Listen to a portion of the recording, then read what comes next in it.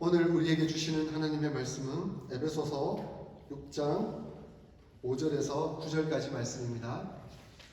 에베소서 6장 5절에서 9절까지 말씀, 저와 더불어 교독하겠습니다. 마지막 절은 함께 읽겠습니다.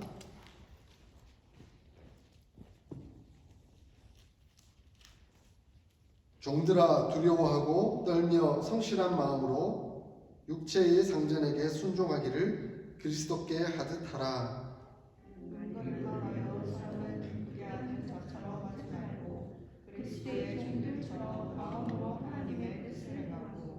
기쁜 마음으로 섬기기를 주께 하듯 하고 사람들에게 하듯 하지 말라.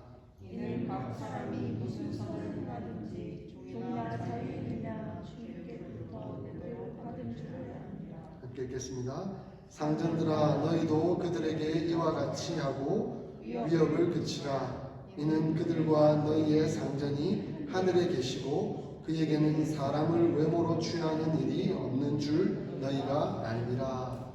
아멘.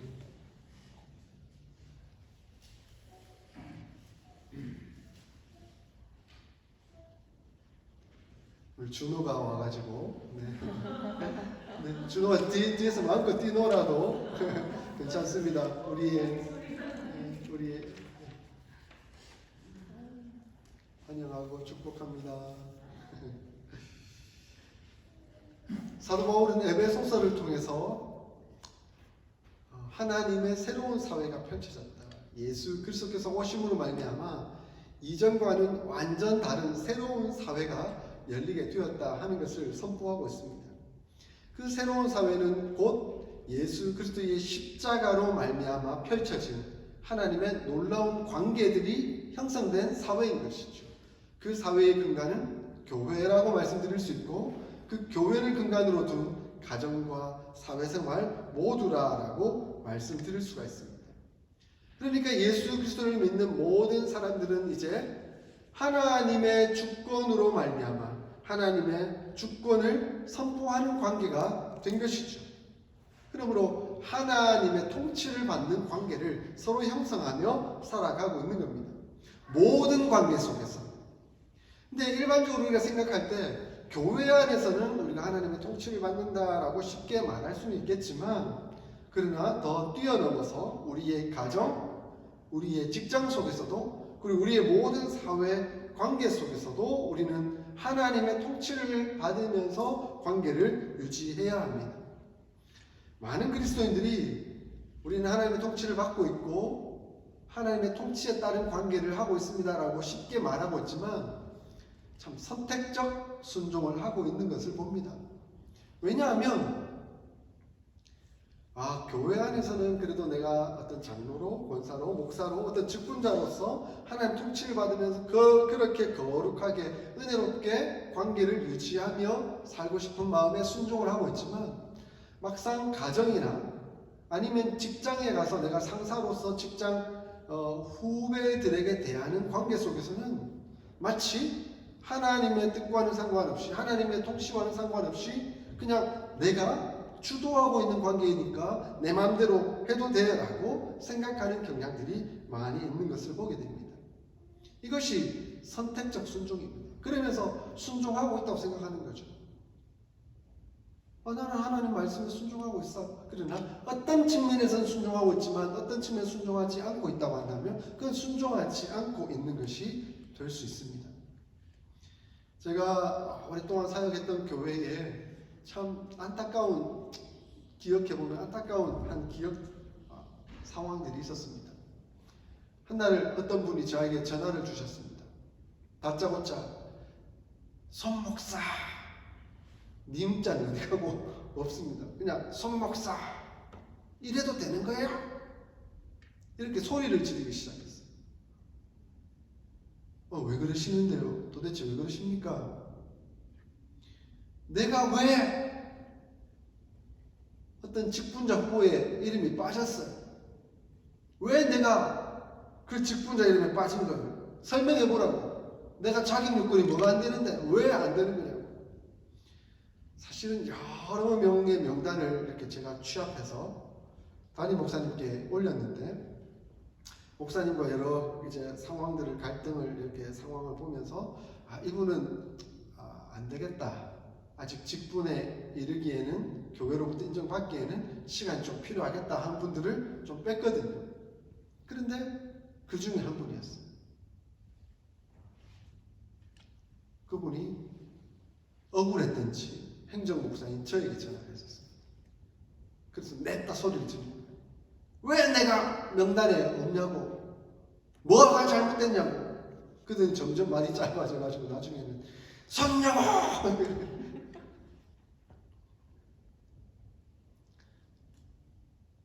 제가 그랬습니다. 정신 바짝 차리십시오. 정신 바짝 차리십시오. 지금 저와 집사님 둘만 있는 게 아닙니다. 하나님 앞에서 있는 겁니다. 정신 바짝 차리십시오. 제가 좀 세게 나갔더니 조금 당황해 하시더니 그 다음 다시 손 목사님으로 돌아오더라고요. 잘 알고 있었습니다. 그분이 어떤 분인지. 그분은 목표가 장로가 되는 거였어요. 그래서 교회 예배 시간에 제일 앞에 앉아 있어요. 새벽 기도 시간에도 제일 앞에 앉아가 기도를 해요. 남들 보는 앞에서는 그렇죠. 거기서는, 교회에서는 순종하는 듯 보였지만 실제로 집에 가서는, 제가 듣기로 자기가 그 직분자 명단에 이름이 없다는 걸 알고 누워있는 아내를 발로 찼다더라고요. 화가 나서. 그건 자기가 하나님 앞에서 서서야 하는 문제인데 그 화가 남을 아내에게 표현하고 있는 거예요. 그리고 자녀들에게 막대하는 그런 표현들이 그분에게 드러났던 것이죠. 다 알고 있었습니다. 교회도 알고 있습니다. 그냥 그분 스스로 깨닫고 하나님 앞에서 회개하고 진정한 삶으로 돌아오기를 바랬을 뿐이지, 교회 앞에서는 그럴듯하게 순종하는 모양을 취하고는 있었지만 실제로 그의 삶은 하나님의 통치가 이루어지지 않고 있었던 것이지요.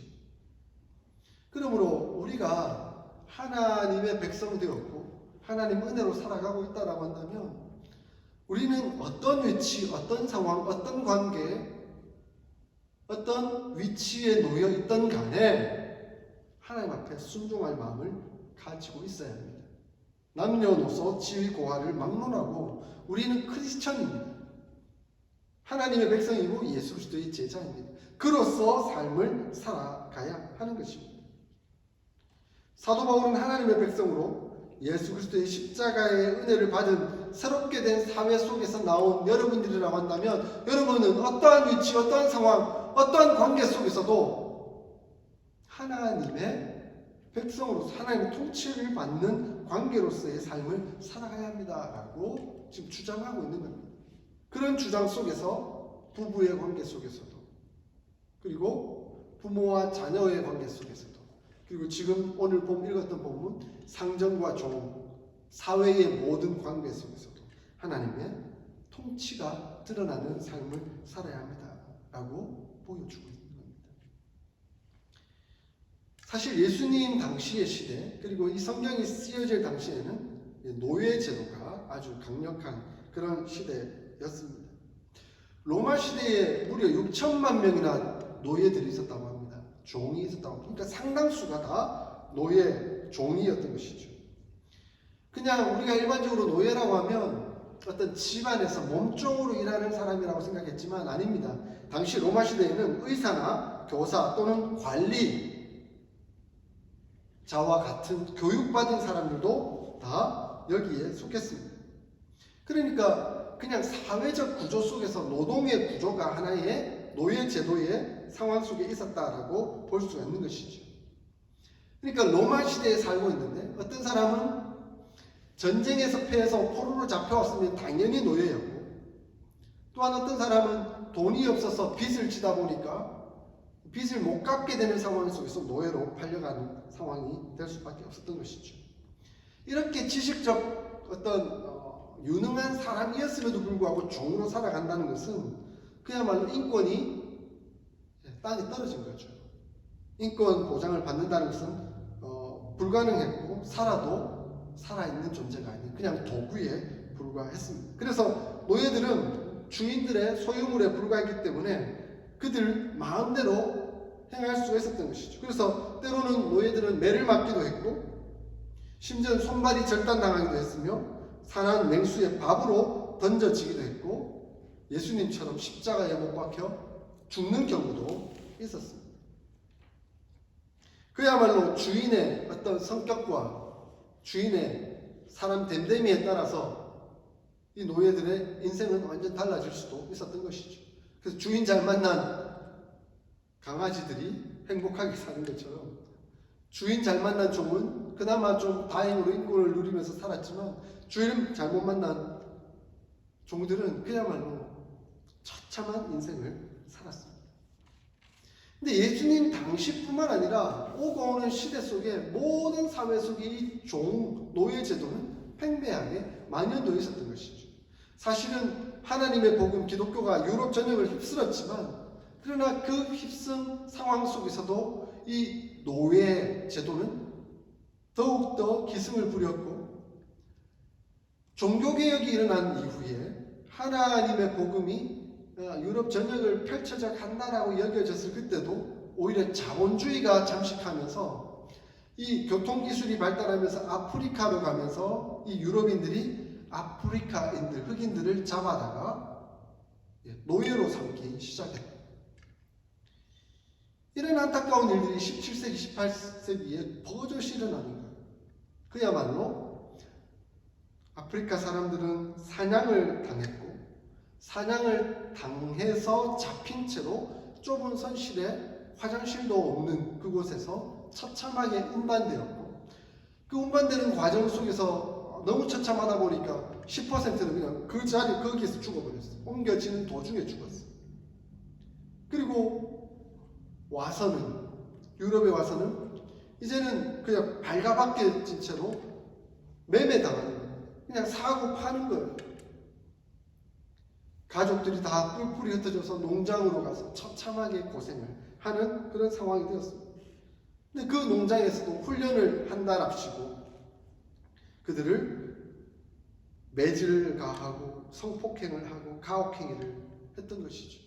그런 과정 속에 30% 사람들이 죽었어요. 살아남았다 해도 참 산 게 아니었어요. 그야말로 처참한 짐승처럼 살아가는 그런 삶. 그 유럽 나라 가운데서 18세기에는 영국이 가장 주도했던 나라입니다. 노예 매매를. 그야말로 노예 무역이 그 나라에 팽배했습니다. 그런데 이러한 모습을 보면서 한 그리스도인 정치인이 이건 하나님 앞에서 도무지 아닌 거다. 어떻게 인간으로서 하나님의 백성으로 하나님에 의해서 창조받은 한 사람으로서 이러한 일들을 자행할 수 있을까라고 여겼던 분이 계십니다. 그분의 이름이 윌리엄 윌버포스라는 사람입니다.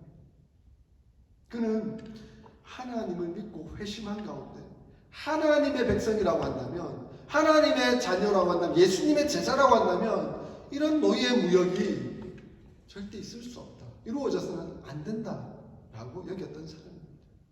그런데 세상이 그렇게 끌려가지 않는 겁니다. 자기 혼자 주장한다고 그 자본주의 사회에 그 폐해가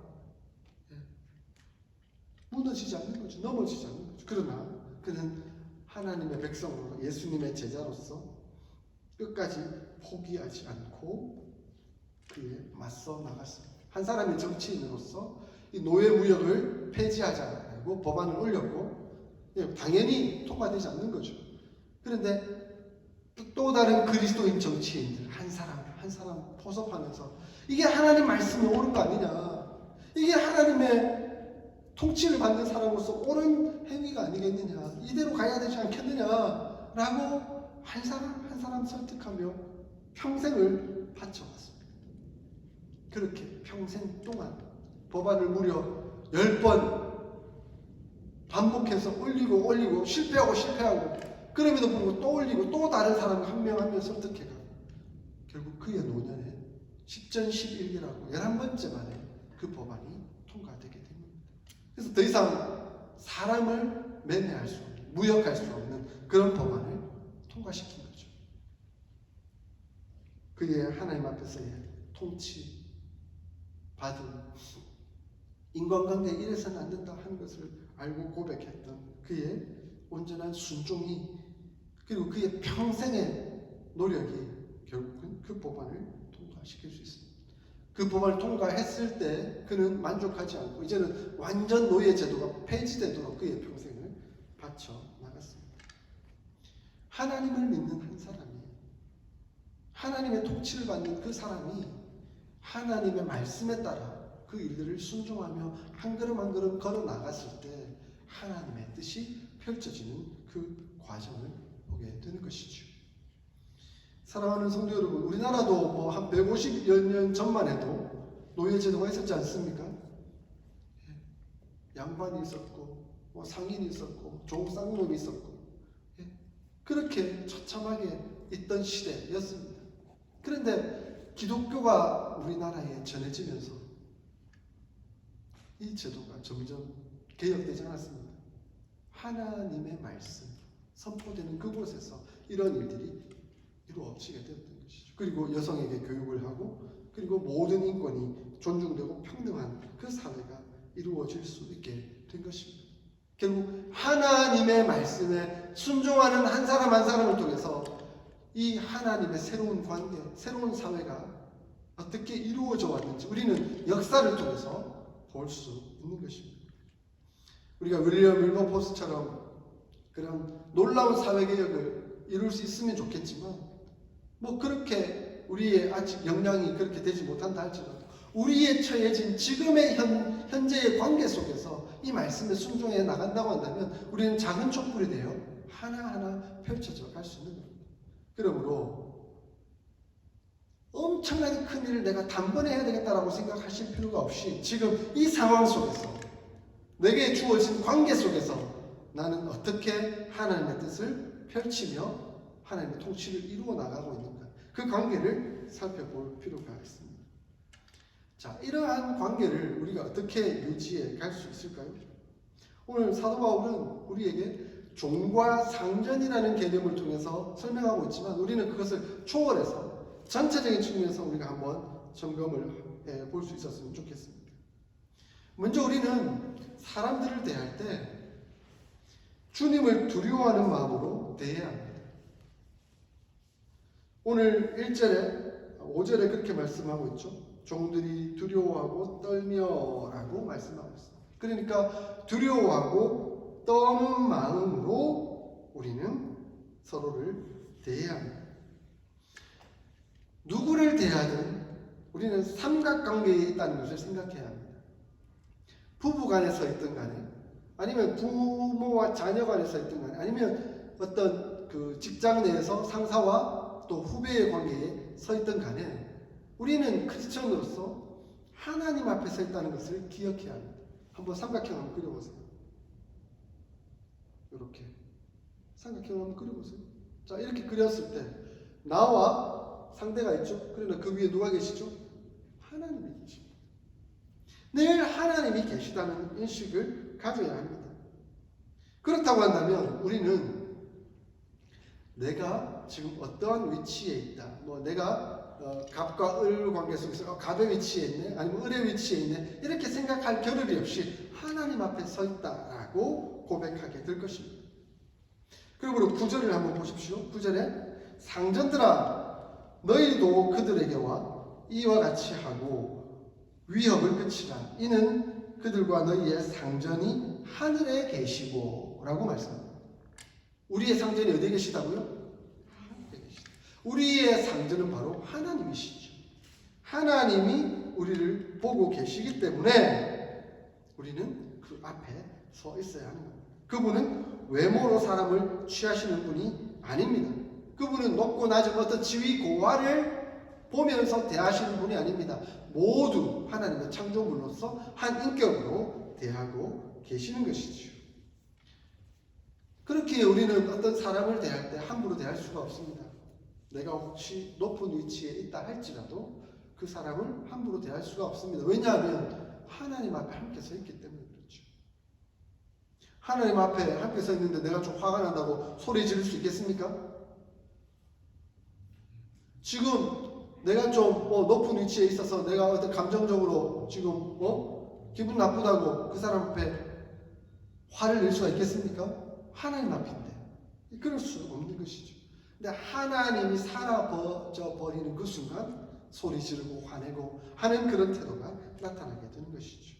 우리는 하나님 앞에 서 있음을 기억해야 합니다.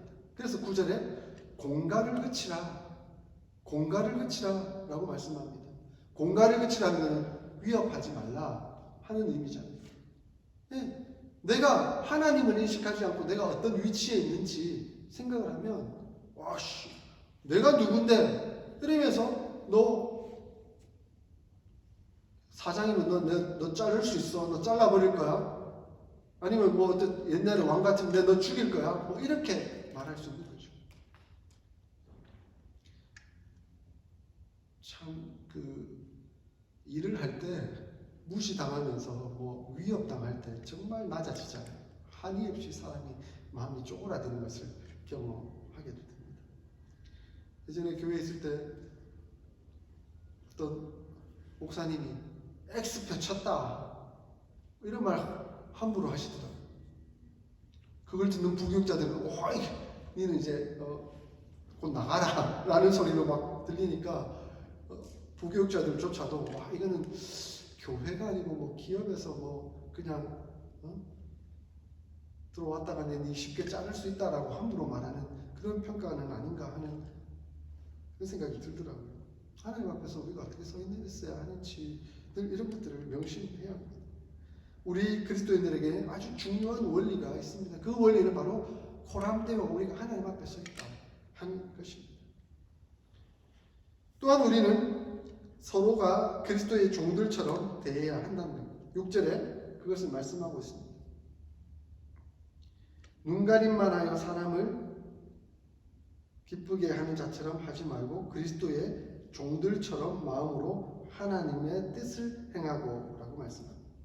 그러니까 우리는 서로가 서로에게 그리스도의 종이라는 것을 인식해야 합니다. 그리스도의 종은 무엇하는 사람입니까? 주인의 뜻을 실행하는 사람입니다. 그러니까 우리는 서로가 다 하나님의 뜻을 실행하는 사람들인 것이죠. 그러므로 서로를 존중하고 서로를 이해하고 서로를 감싸고 서로가 동력자 되었다라는 그런 마음을 가져야 합니다. 그러면 우리는 성실함으로 서로를 대해야 합니다. 그래서 5절에 성실한 마음으로 순종하라라고 그렇게 말씀하고 있습니다. 성실한 마음으로 행한다는 것은 위선이나 다른 목적을 두지 않고 순전하고 성심껏 섬기는 마음을 가지는 겁니다. 그러므로 눈가림만 가지고 아웅하는 그런 태도는 아닌 거죠. 예전에 어떤 회사에서 직원을 채용하는 일이 있었습니다.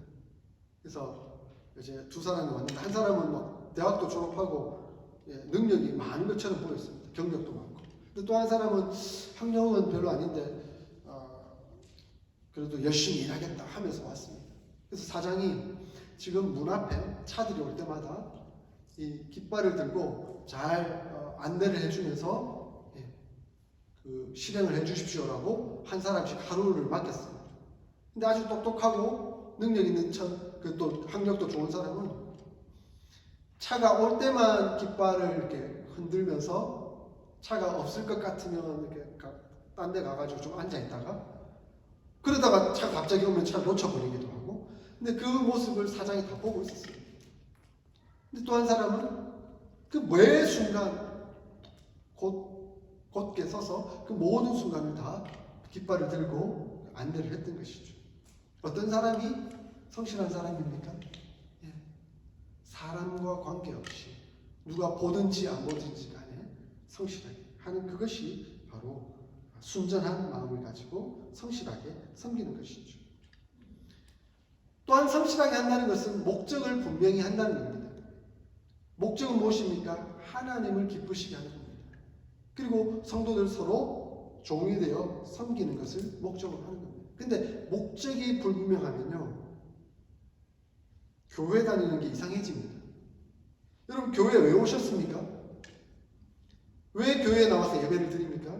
하나님을 섬기고 하나님을 기쁘시게 그죠? 그리고 하나님의 말씀에 순종하여 세상 가운데 소금과 빛의 역할을 감당하기 위해서 교회를 왔잖아요. 그것이 우리의 목적입니다. 그런데 그 목적이 아니라 다른 목적을 두면 하나님을 기쁘시게 성도를 섬기게 이게 없는 거예요. 어떤 사람이 만약에 장사하기 위해서 교회를 나왔다고 생각해 보십시오. 제가 예전에 서울에서 사역할 때 그런 분이 계셨어요.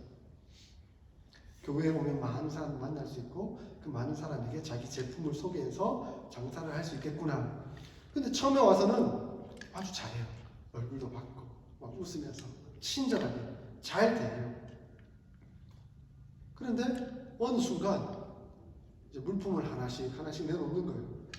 근데 성도들이 필요한 사람이 있으면 성도들이 돕는 마음으로 함께 사주기도 하고 그렇게 하는데 자기가 원하는 만큼 판매가 안 되니까 막 강요를 하기 시작해요. 사달라고. 근데 필요 없는 거 억지로 살 필요는 없지 않느냐라고 얘기를 했더니 그때부터 화를 내는 거예요. 그러면서 이 교회는 사랑이 없느니, 이 교회는 뭐 성도를 돕지 않느니 이러면서 함부로 말을 퍼뜨리는 거예요. 목적이 잘못된 거죠. 하나님을 기쁘시게 성도를 섬기는 그런 목적이 아니었던 거죠. 엉뚱한 목적이 나오니까 그 목적이 달성되지 않으니까 자기 마음대로 해버리는 거죠. 그렇게 되면 어떻게 됩니까? 기쁨이 사라지게 됩니다. 오늘 본문에 하나님을 기쁘게 섬기라, 하나님의 뜻을 행하라, 7절에 기쁜 마음으로 섬기기를 주께 하고 라고 말씀하고 있습니다.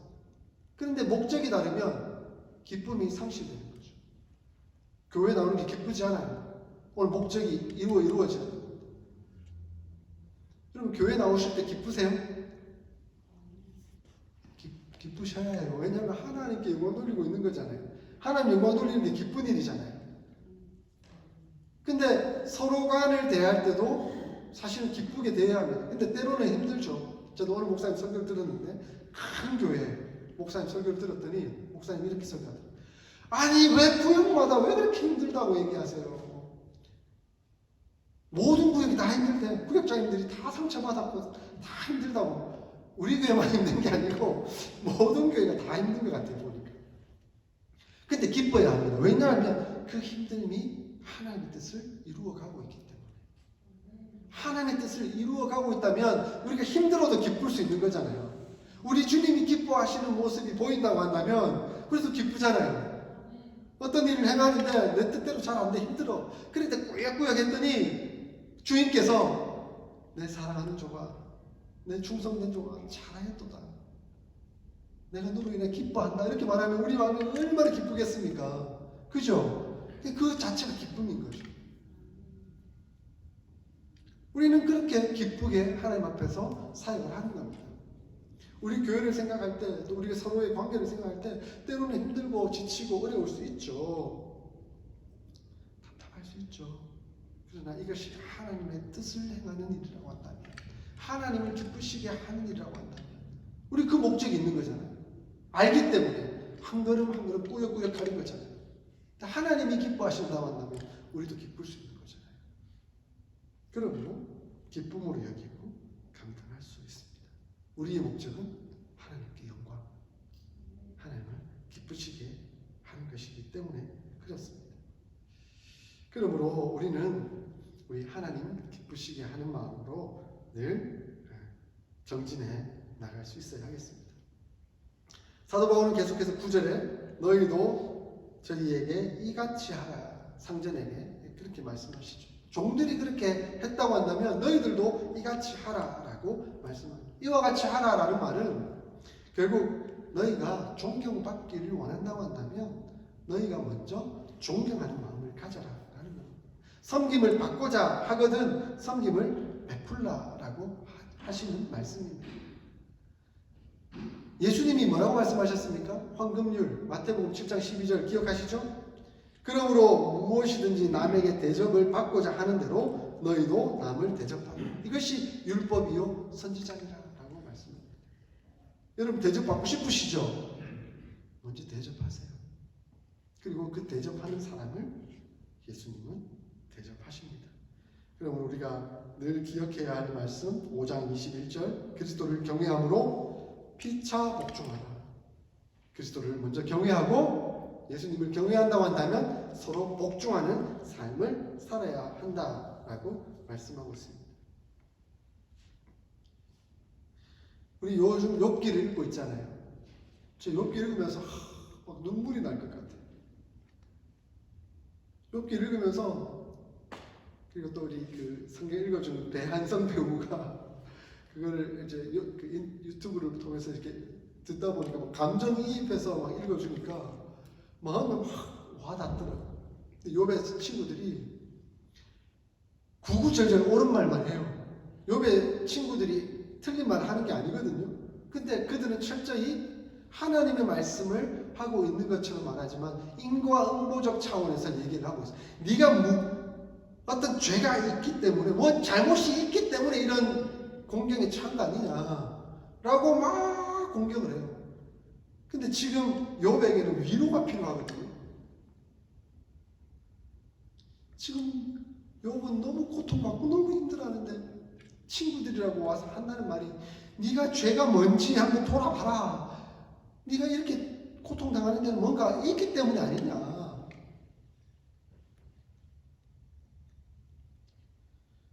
만약에 여러분들이 욥이라면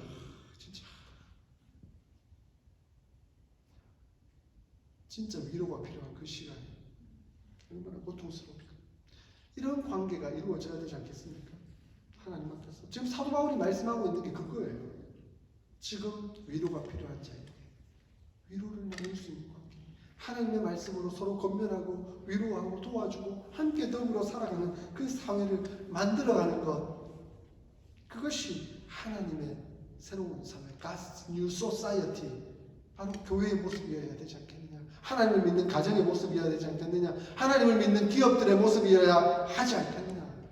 사도 바울은 그것을 강조하고 있는 것이죠. 종에겐 성경에 종은 두 종류가 있다라고 합니다. 여러분 그 헬라어로 들어보셨겠지만 둘로스라는 단어 들어보셨죠? 둘로스가 종입니다. 근데 이 둘로스는 어쩔 수 없이 종이 된 경우입니다. 그러니까 강제적으로 종이 된 경우인 것이죠. 그러니까 뭐 아까 제가 예를 들었듯이 집이 가난해서 팔려서 아니면 전쟁에 패해서 끌려온 경우, 이런 경우에는 어쩔 수 없이 비자발적인 종이 된 경우이죠. 그런데 성경에 또 다른 한 종이 나옵니다.